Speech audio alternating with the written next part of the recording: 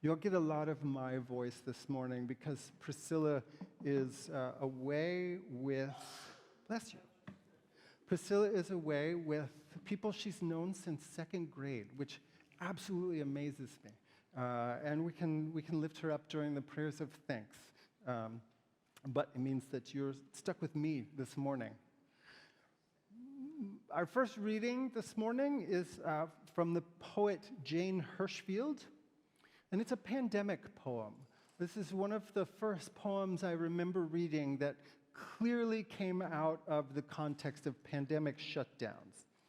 And it starts by its title names kind of a sense of helplessness almost. Today, when I could do nothing. Today, when I could do nothing, I saved an ant. It must have come in with the morning paper, still being delivered to those who shelter in place.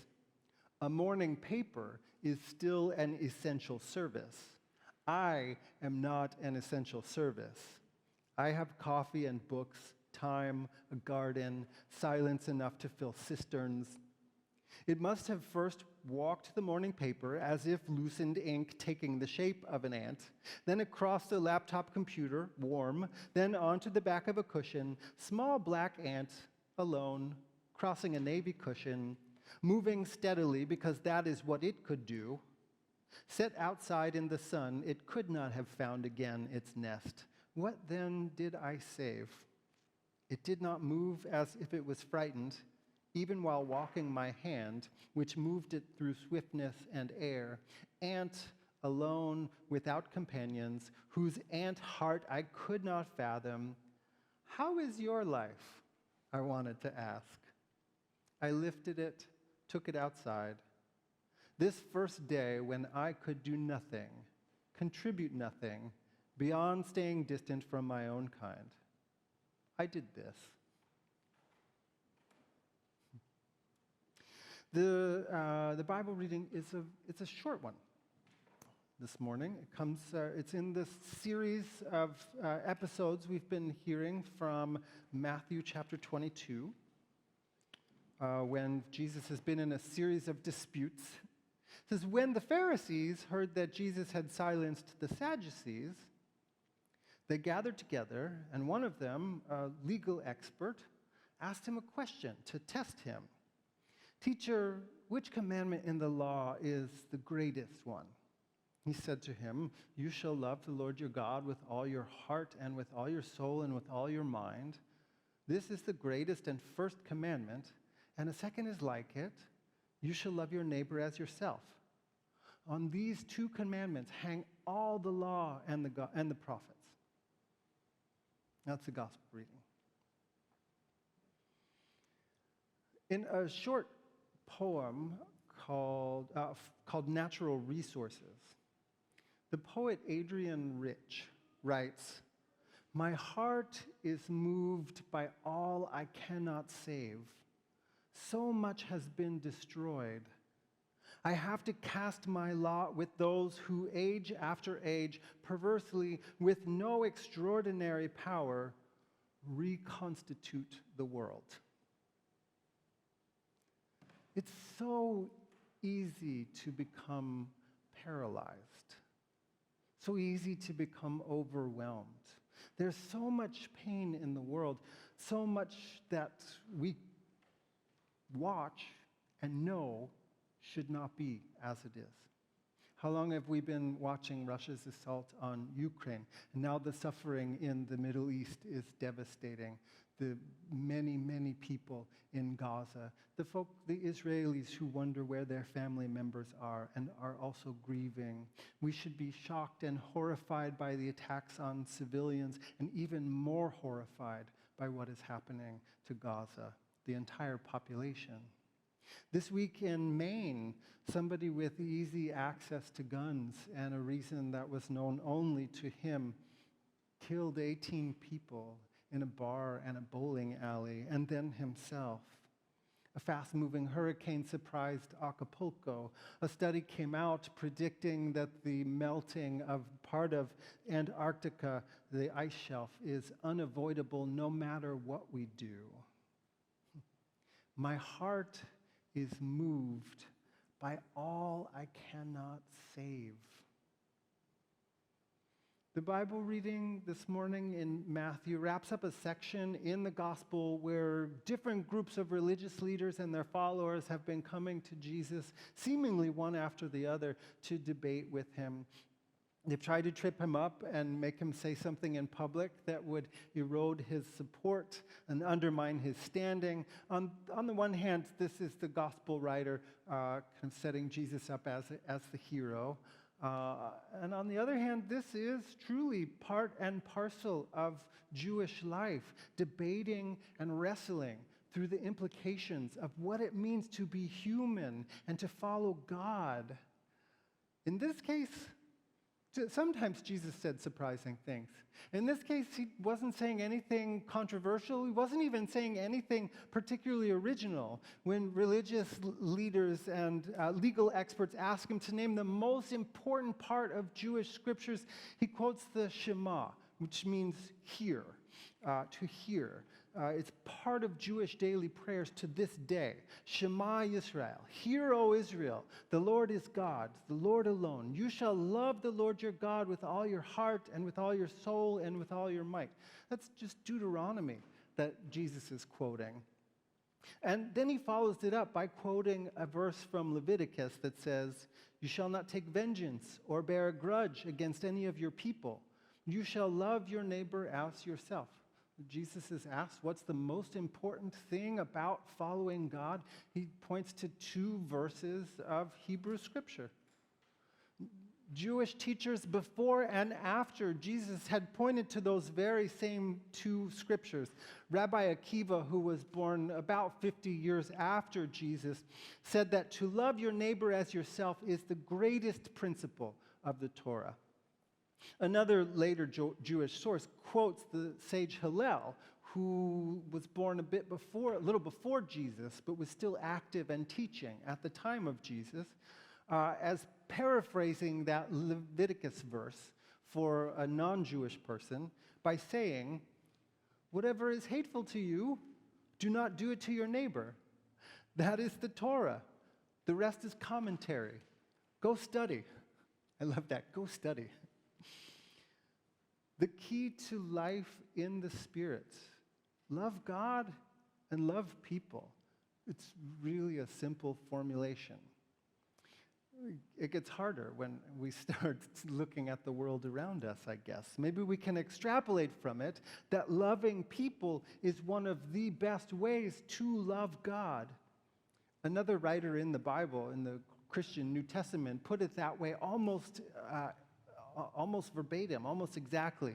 The letter of 1 John says that anyone who claims to love God while hating their siblings, and we might say their neighbors, is lying, because we can't really love an unseen God if we don't love the people who we actually see, who bear God's image. How do we love our neighbor in a world that is falling apart? And how do we develop habits that move us in that direction when so much conditions us towards self-preservation? That's a huge question with a lot of answers to it. The one that I was thinking about this morning, or this week, I was thinking about the ways that we can give of our money, of our time, of ourselves. They don't fix the world, but letting go of some of the things we're held to hold on to can help us live more fully. We actually have more energy to care when less of our energy is put into hanging on. It connects us with the Spirit that is in all things instead of keeping us stuck in our own tiny worlds. I told this story several years ago, so some of you will have heard it, but it's something that stuck with me all my life, so I'll tell it again. At some point when my brother and I were kids, a long time ago, my parents flouted child labor laws by making us do chores. You see, my dad is up there in the upper right corner of Hollywood Squares, if anybody's paying attention. They did give us each an allowance. It was $1 a week, which I can tell you was way less than what most of our friends were getting for their allowances. My dad can repent during the prayer time.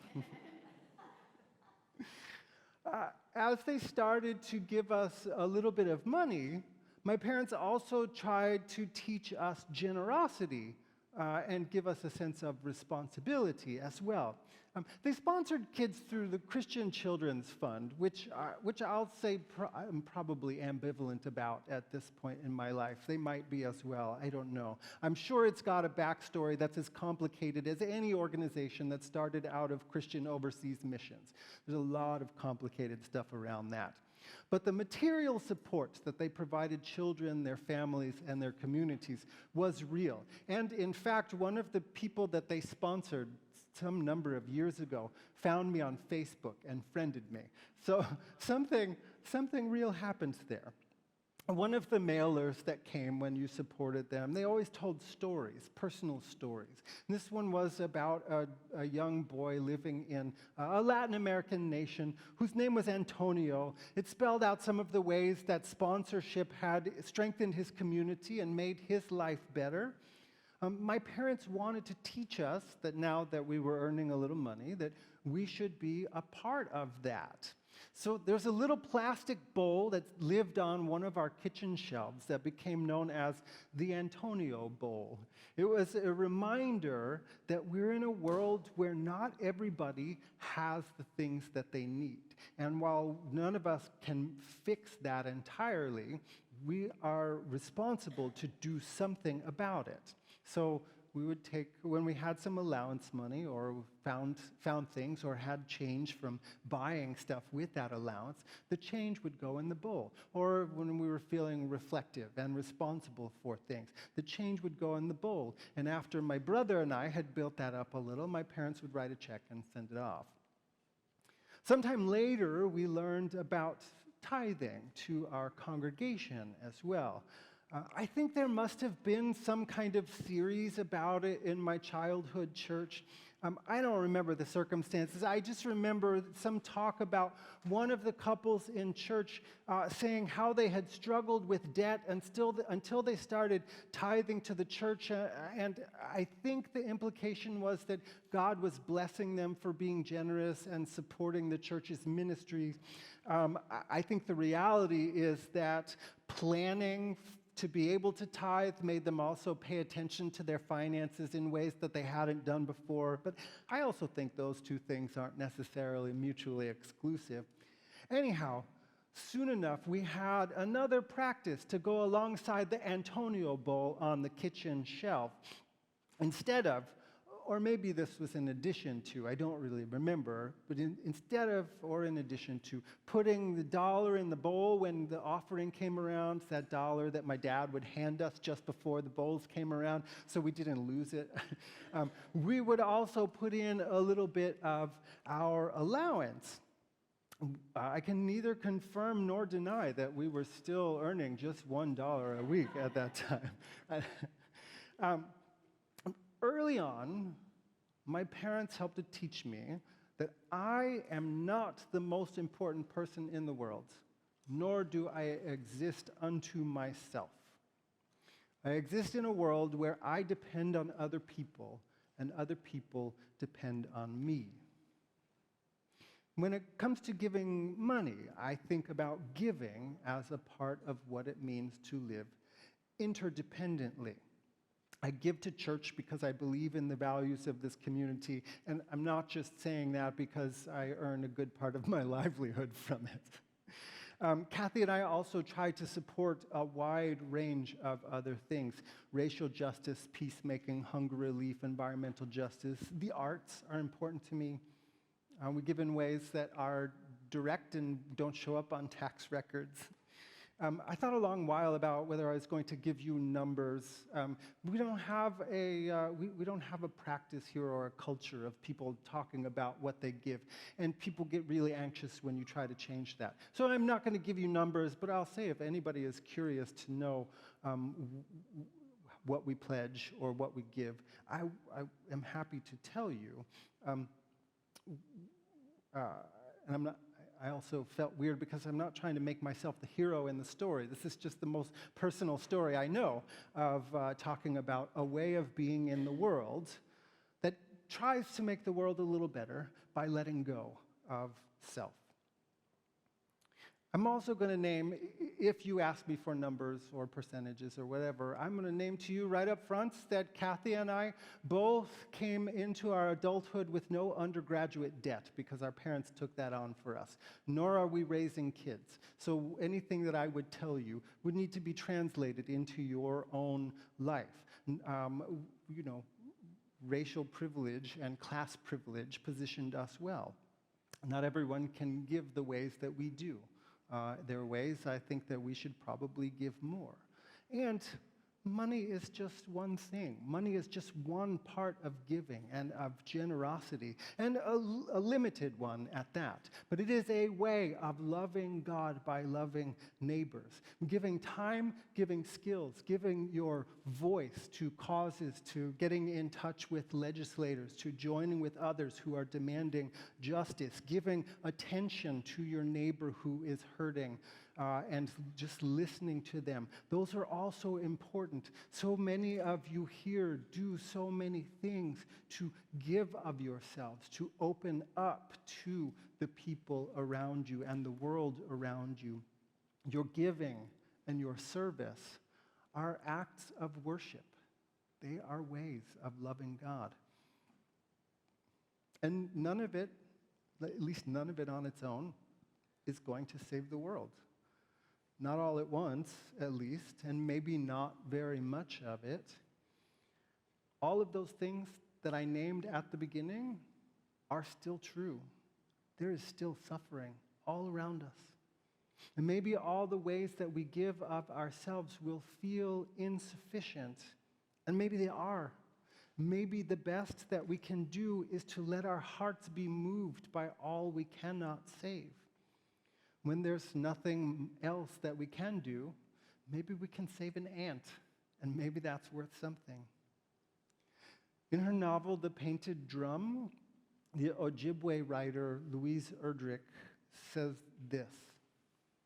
She says, "Life will break you. Nobody can protect you from that. And living alone won't either, for solitude will also break you with its yearning. You have to love. You have to feel. It is the reason you are here on earth. You are here to risk your heart. You are here to be swallowed up. And when it happens that you are broken or betrayed or left or hurt or death brushes near, let yourself sit by an apple tree and listen to the apples falling all around you in heaps, wasting their sweetness. Tell yourself you tasted as many as you could." This is the importance of saving the ant, and this is the reason for the love that is risked, and this is the power of the heart that is moved in the cracking open, in the giving what we can and how we can, in the offering of ourselves. We make space for the neighbor whose face is God's, space for the hope that we cannot see, space for the God who would carry us beyond our tiny little worlds. And this is God's good news. Amen.